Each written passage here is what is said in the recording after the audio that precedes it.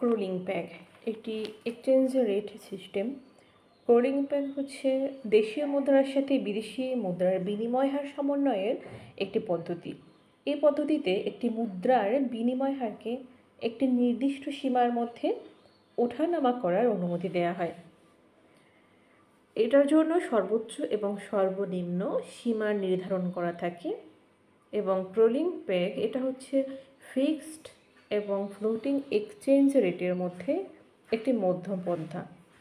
এবং ক্রোলিং প্যাগের জন্য কোনো মুদ্রার ফ্লাকচুয়েশন এটা কমানো যায়।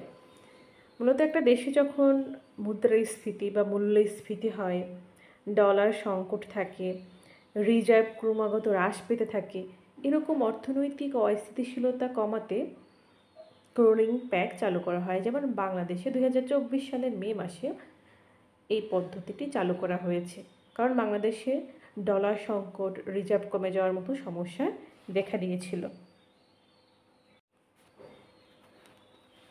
বাংলাদেশে যে ক্রোলিং প্যাগ চালু করা হয়েছে, যেটা ঘোষণা করেছে বাংলাদেশ ব্যাংক, সেখানে যে সীমা নির্ধারণ করা হয়েছে সেটা হচ্ছে 117। অর্থাৎ আমাদের দেশের $1 দাম 117 থেকে 18 এর মধ্যেই থাকবে এবং পরবর্তীতে এটা গ্র্যাজুয়ালি বাড়তে পারে বা কমতে পারে, তবে সেটা ডিপেন্ড করবে বাজারের উপর, বাজারে ডলারের যে চাহিদা যোগান এসবের উপর।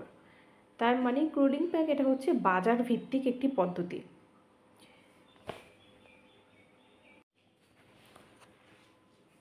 এখানে কয়েকটি ইনফরমেশন বা ডেটা আমরা উল্লেখ করতে পারি। যেমন 2012 সালে $1 বিনিময় মূল্য ছিল 81 টাকা, যেটা 2021 সালে 84 টাকা পর্যন্ত হয় এবং 2022 সালে এটা 86 টাকা হয়। এভাবে ক্রমাগত টাকার অবমূল্যায়ন হচ্ছে।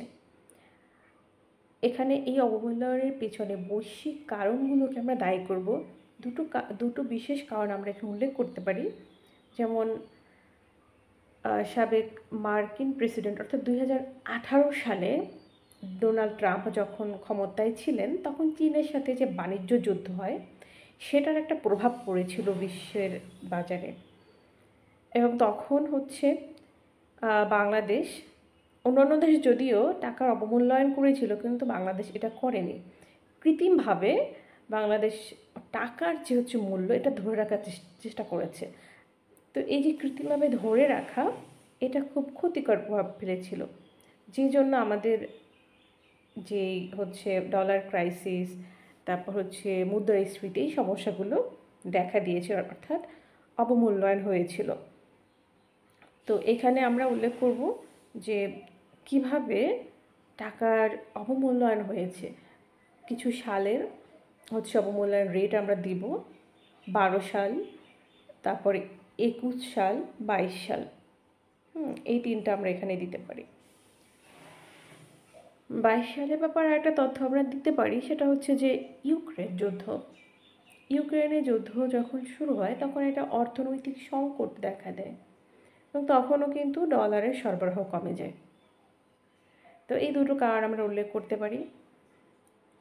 তো এসবের জন্য আমাদের দেশে ডলার সংকট, তারপর রিজার্ভ কমে যায়, সমস্যাগুলো দেখা দিয়েছে এবং বর্তমানে এটা হচ্ছে আরও বেড়েছে সমস্যা।